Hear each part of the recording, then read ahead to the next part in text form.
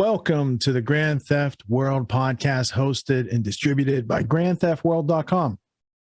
This is November 7th, 2021. This is episode 53, a year in the flu world order. It's the official year anniversary of this podcast. We started it last year, right before the election was going on. And here we are a year later. Still 2 weeks to stop the spread. It's still going on. A lot of people out there still confused about the dynamics of a medical situation that has been heavily politicized in the past year.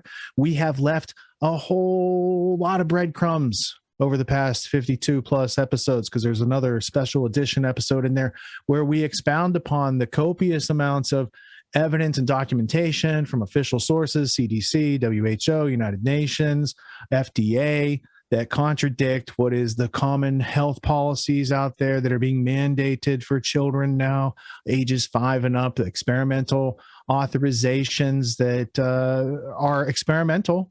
They're authorized, but the people they're authorized for are very, very low risk, so low that you'll hear Jimmy Dore later say, it can't be measured by science, it's so small.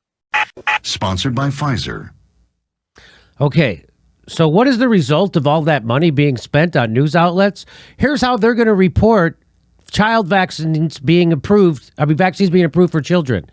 Watch this. Now, you already know children are in almost zero risk from serious illness from COVID. Listen to this.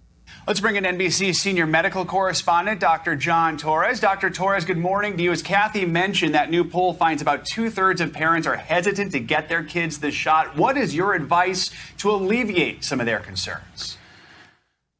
And Joe, you're right. There is that hesitancy to get the shot, and it's a hesitancy that parents typically have because they're very protective of their child. A couple of things I tell them is, one, from a community perspective, children right now are 25% of the cases that are out there. That's from a community perspective, but parents are more worried about their own child. So here are some numbers for their child. Last week, 118,000 children ended up with Pfizer. Since the pandemic, over 8,000 have been hospitalized, a third of those in the ICU, and unfortunately, there have been 146,000 deaths, which according to the American Academy of Pediatrics, puts COVID now in the top 10 causes of death for children.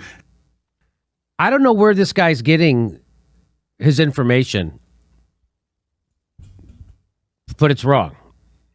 How bad is COVID-19 in kids? See the latest data. So here's the latest data. Of the 73 million children in the United States, fewer than 700 have died of COVID. He said 146,000, didn't he? Didn't he just say 100? Yeah. He said 146,000. Yes.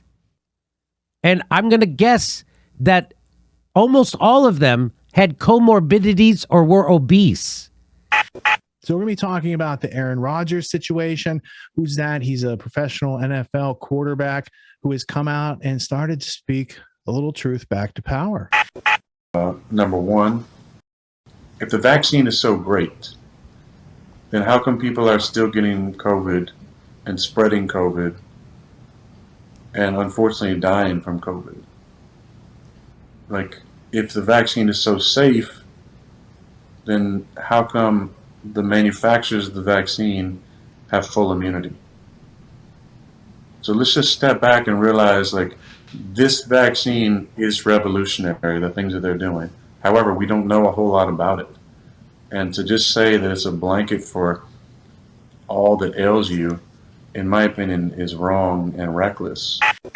All these special rules for people who obey society, a different set of rules for people who might be thinking for themselves a little too much, and that has to be discouraged. That has to be beaten out of them, so to speak. Various chastisements, peer pressure, these sort of things. A lot of mainstream media focus on demonizing not just, ivermectin and hydroxychloroquine, but people who might explore or have reasons not to just, get the jab without thinking about it. They do need to think about it. People have health. It's part of our human beingness. It's an individual situation, and one size does not fit all. So we're going to learn a lot about that in tonight's episode. We're also going to have a special guest coming up in about an hour, but first we're going to dig into the Fauci flu and the Wuhan crew. We're going to kick it off with Luke Rudowski from We Are Change.